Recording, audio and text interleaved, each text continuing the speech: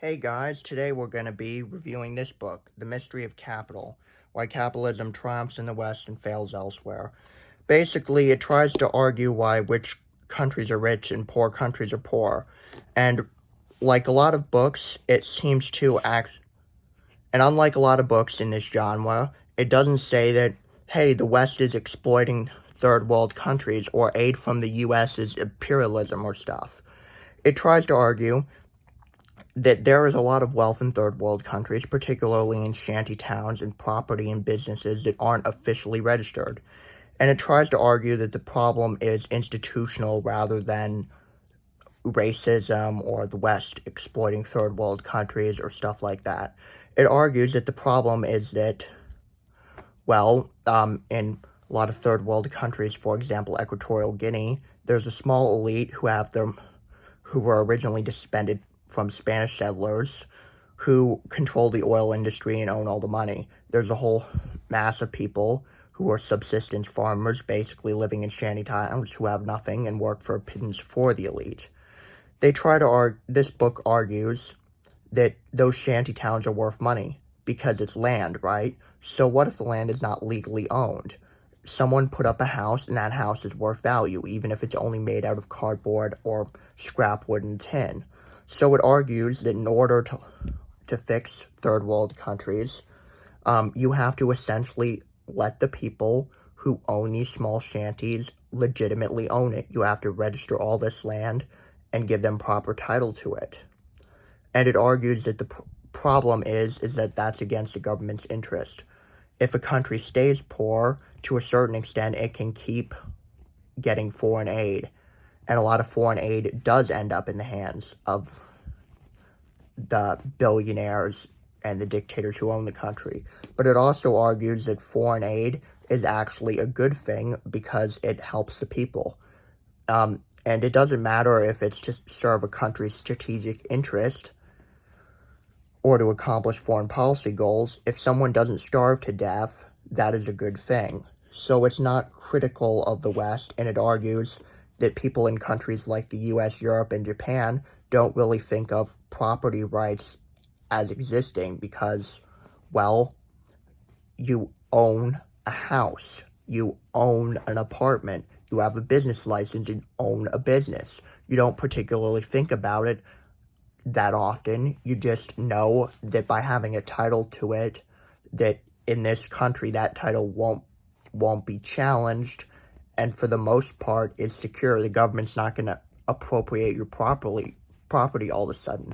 Whereas it mentioned that they actually set up a legal business and tried to figure out how long it would take to register it.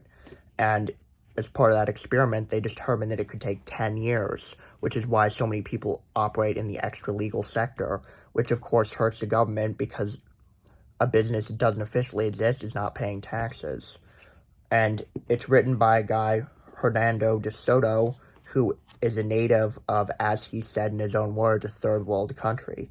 And he said that for a certain part, he exists at both sides of the equation. He said that living in a third world country, he understand not owning anything, but he also said that his famous ancestor, the famous conquistador, understood that ownership is everything and essentially monopolized what he could.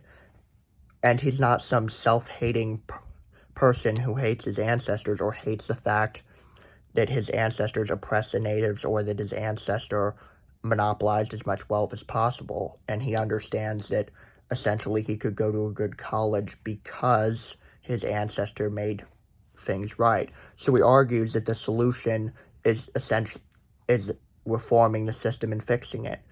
Whereas some people say the problem with third world countries is capitalism. Capitalism can't help but exploit it. Well, I would argue that it's more accurate to say in third world countries the government is fucked and messed up regardless of which way it's going.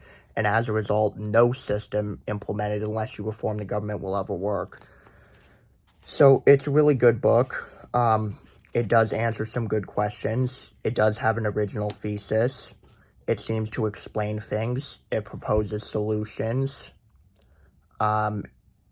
He did explain it to some policymakers in some countries. It seems to have made a splash. It seems to have good points. Now let's look at some of the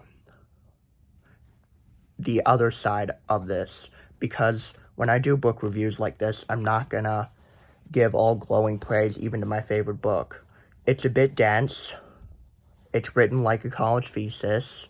The terms aren't overly technical, but you have to pay attention. It's not convoluted, but it is complex. 4 out of 5 stars. Recommend you buy it. I bought this one for $5.99 used at Fables Books in in Goshen, Indiana, while I was on vacation. As you can tell, I'm back home. You can buy from that store online as well through Amazon. Although if you buy in store, you give them more money. I'll probably do more videos for you. As you can see, I'm trying to get a hang of filming this video